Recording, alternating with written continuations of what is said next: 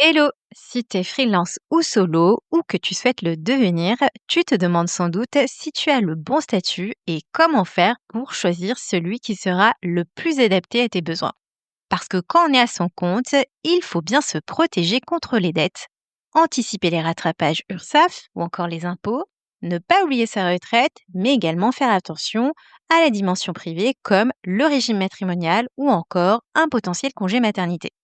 La bonne nouvelle, c'est que j'ai créé une formation qui aborde tous ces thèmes pour t'aider à comprendre ce qu'il se passe lorsque tu choisis ton statut. Un indispensable donc pour t'aider à bien te protéger, mais surtout à bien te rémunérer en tant que freelance ou solo. Le lien pour te la procurer dans le descriptif de l'épisode et dépêche-toi, en ce moment, il y a une promotion dessus et ça ne durera que jusqu'au 31 mai. Bienvenue dans le podcast Lawher, le podcast qui vous permet de démystifier le droit et de le rendre accessible dans votre aventure entrepreneuriale en tant qu'entrepreneuse. Parce que dans Lawher, on pense que le droit et l'avocat doivent être les alliés de la réussite entrepreneuriale des femmes. On parlera donc d'entrepreneuriat, de cerveau reptilien, de contrat, de sororité ou encore de Beyoncé. Bonne écoute à toutes!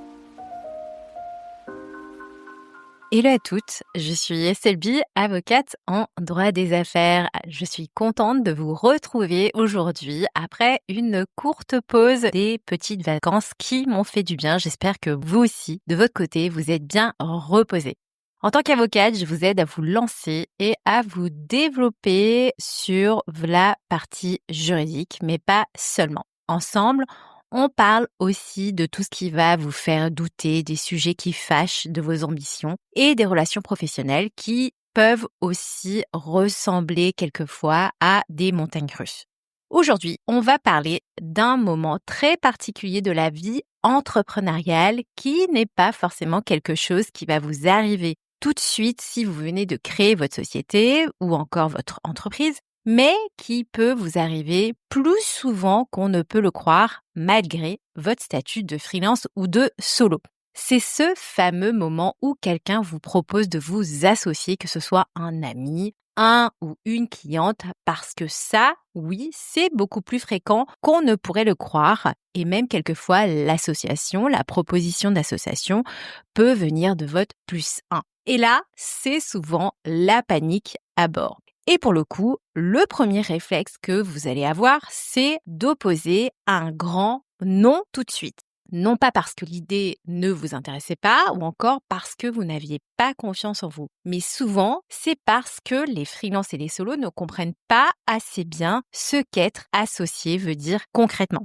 Il y a donc une confusion qui est assez fréquente entre le fait de ne plus se sentir suffisamment libre ou encore l'effet inverse, de croire que vous avez tous les pouvoirs possibles et inimaginables en tant qu'associé. Donc aujourd'hui, j'ai décidé de faire un épisode sur les bases d'une association pour vous éviter justement de paniquer si derrière on vous propose de vous associer, histoire de ne pas vous fermer une porte qui pourrait évidemment être une sacrée opportunité. Donc concrètement, quand on vous parle d'association dans votre métier, dans votre job de freelance ou encore de solo, qu'est-ce que vous ressentez exactement ? Moi, souvent, lorsque j'en parle à mes clients, vous pouvez ressentir à la fois de la confusion, de la perte de perdre votre liberté, de la peur aussi de vous faire avoir. Surtout si, typiquement, vous avez déjà rencontré des situations qui vous auraient déjà échaudé. Ou encore, quelquefois, il peut y avoir un sentiment d'imposture parce que vous pouvez très bien vous dire « mais pourquoi moi, en fait, je ne suis pas vraiment prête pour avoir un associé ?» et quelquefois, ça peut clairement vous faire peur. Et ça, je le comprends totalement parce que déjà, effectivement, dans la profession d'avocat, c'est également la même chose qui peut se passer. On est beaucoup à travailler de manière indépendante. Quelquefois, l'association peut être quelque chose qui peut faire peur. Et c'est totalement normal parce que derrière le mot s'associer, il y a un océan de flou juridique, de scénarios catastrophes, de « et si ça se passait mal ?» ou encore « et si je me retrouve coincée avec une personne à qui je n'adresse plus la parole ?» Et vous avez raison de vous poser toutes ces questions parce que s'associer, ce n'est pas juste dire entre guillemets on fait un projet ensemble. Par ailleurs, nullement besoin d'être associé pour faire un projet ensemble. Je suppose que si vous avez un minimum d'expérience, vous le savez pertinemment. S'associer, c'est avant tout créer une nouvelle relation juridique qui, évidemment, aura des conséquences très concrètes et précises qui, quelquefois, pourra vous protéger, mais dans le pire des cas, vous plomber selon comment vous construisez votre relation avec votre futur ou vos futurs associés. Je vous propose donc de vous expliquer très concrètement en quoi consiste cette relation juridique en posant bien les bases. Déjà, qu'est-ce que ça veut vraiment dire s'associer? Donc déjà, s'associer, c'est entrer au capital d'une société. Juridiquement, s'associer, ça veut dire détenir des parts sociales, donc typiquement d'une SARL, ou des actions d'une SAS par exemple, dans une société qui serait détenue, qui appartiendrait à la personne qui vous a fait cette proposition d'association. Et donc s'associer, ça veut dire que vous devenez propriétaire d'une partie de la société. Vous ne serez pas forcément salarié, pas freelance, vous devenez associé. Et ça, dans vos rapports avec la personne qui vous a fait cette proposition d'association, ça va tout changer. Parce qu'à ce titre, vous avez déjà des droits qui sont typiquement le fait de toucher des dividendes une fois dans l'année si typiquement la société est bénéficiaire, c'est-à-dire que la société a réussi à générer de l'argent une fois qu'elle a rentré un chiffre d'affaires et qu'elle a payé l'ensemble de ses charges. Vous pourrez également voter en assemblée générale d'associés. Vous pourrez également avoir la communication des comptes annuels de la société pour pouvoir évidemment vérifier les chiffres de la société. Vous aurez également des devoirs, typiquement apporter une contribution au moment où est-ce que vous rentrez au capital social.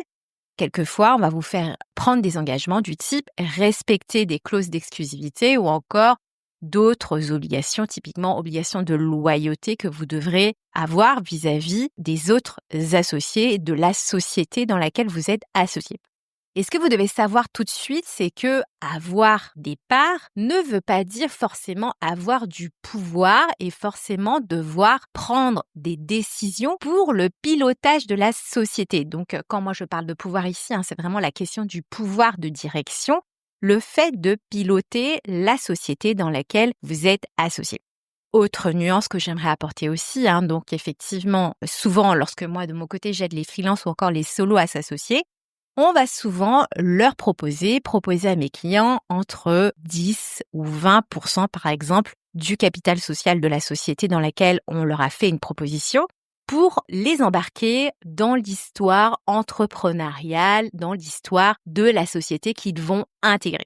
Et concrètement, ces 10 ou 20% constituent souvent une participation qu'on appelle nous minoritaire, ce qui veut dire que vous êtes ce qu'on appelle, nous, dans notre jargon, associés minoritaires. À moins qu'on ne vous propose, évidemment, au moment où est-ce qu'on vous fait cette proposition d'association, à moins qu'on ne vous propose également un mandat social, vous n'avez pas de mandat social. Donc, de fait, vous n'êtes ni présidente ni gérante, donc vous n'avez aucun pouvoir réel de décision dans la direction de la société. Et évidemment, à l'inverse, vous ne serez pas responsable, vous voyez, d'un point de vue juridique, parce que typiquement, vous n'êtes pas le dirigeant concrètement de la société. Il faut donc être particulièrement conscient de ces deux casquettes, de cette casquette à la fois donc d'associé et puis également de direction. Donc, être associé également ne veut pas forcément dire devoir ou pouvoir prendre des décisions de direction pour la société. Je souhaitais le préciser parce que quelquefois, quand on parle d'association avec des freelances ou des solos, on m'explique régulièrement aussi qu'ils n'ont pas envie forcément d'avoir trop de responsabilités, entre guillemets. Et donc, l'autre conséquence, évidemment, le sujet quand on devient associé, c'est que vous pouvez évidemment vous retrouver coincé dans une structure où vous aurez tout donné. Donc, il faut faire extrêmement attention, et ça, je tire vraiment une sonnette d'alarme au moment de devenir associé. Et c'est vrai que le sujet, c'est que souvent, on peut malheureusement m'expliquer que comme je deviens minoritaire, de toute façon, je n'ai pas grand pouvoir de décision. Et le problème, c'est que vous allez signer des documents sans vraiment vérifier en réalité l'intégralité de vos droits. Parce que le sujet, évidemment, c'est lorsque vous devenez associé, c'est que il faut quand même réussir à se dire qu'à un moment ou à un autre, de récupérer ses billes. Et donc, avant de dire oui, évidemment, à cette proposition d'association, parce que quelquefois, ça peut être évidemment une opportunité incroyable, parce que ça va venir de quelqu'un avec qui vous aviez l'habitude de travailler, d'un ami, donc avec qui vous aviez envie de construire quelque chose. Il faut vous poser les bonnes questions. Donc, typiquement, combien de parts ou d'actions pour combien d'argent? Parce que oui, en général, les parts ou les actions que vous obtiendrez ne sont pas gratuites. La personne qui vous a proposé, qui vous a fait cette proposition d'association, vous demandera forcément une contribution pour devenir associé.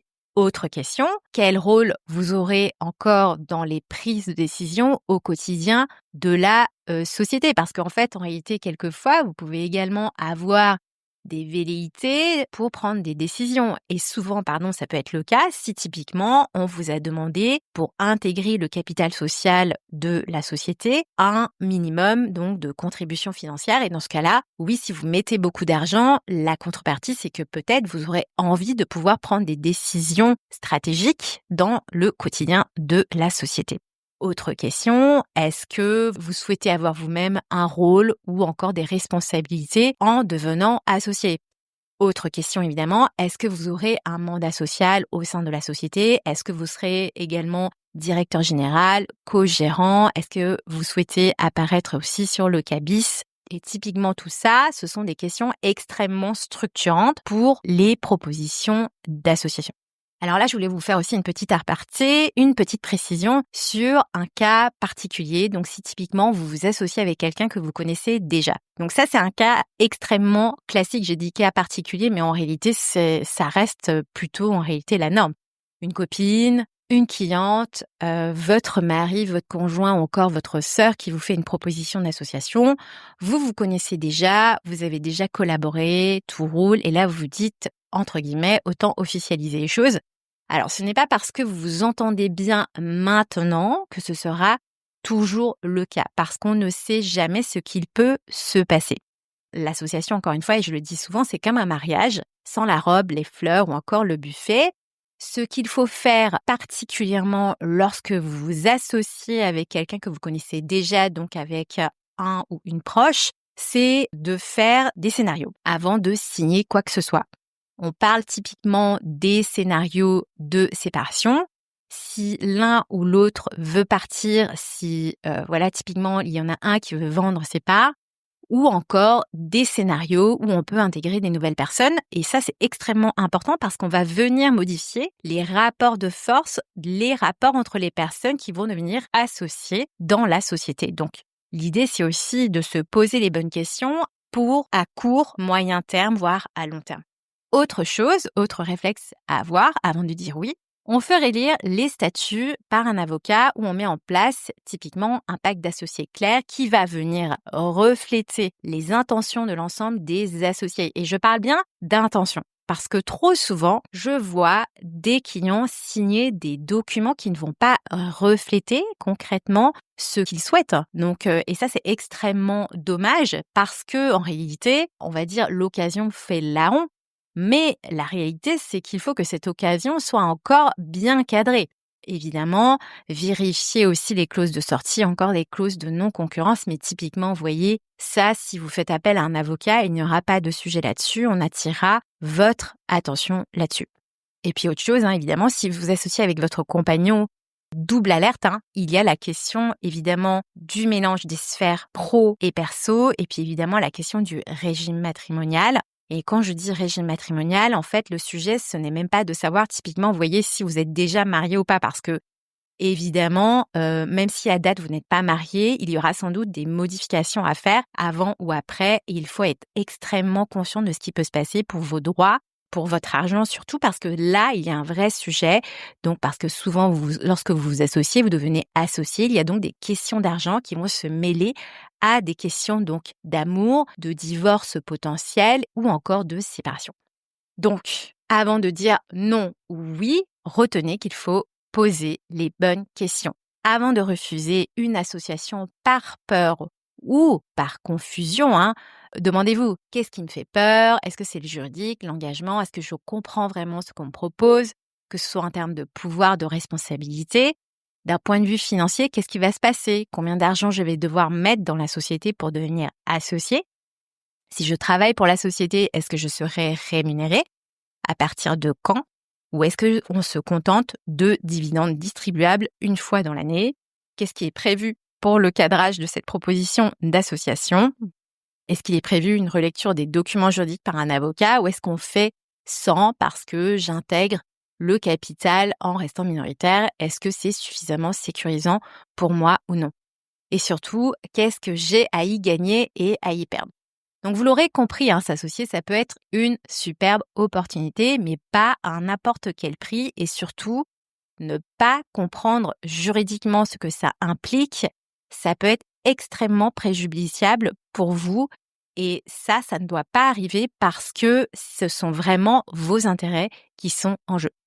Alors si vous êtes dans cette situation, en conclusion, et qu'on vous propose de vous associer, respirez d'abord un grand coup. Ne répondez pas tout de suite, demandez à poser les choses clairement, faites-vous accompagner et surtout ne vous laissez pas impressionner par ces questions de pourcentage ou encore de titres un peu ronflants, voyez, d'associés. Parce qu'évidemment, votre avenir professionnel ne se joue pas à pile ou face. Si vous avez besoin d'un regard extérieur, d'un accompagnement pour comprendre ce qu'on vous propose, je suis là pour ça. J'ai par ailleurs une offre justement pour faire le point sur un projet d'association.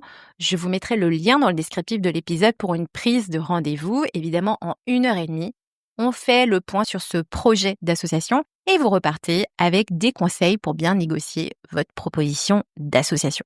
Je vous remercie pour votre écoute et je vous retrouve la semaine prochaine pour un nouvel épisode de l'horreur. En attendant, partagez autour de vous et surtout, portez-vous bien.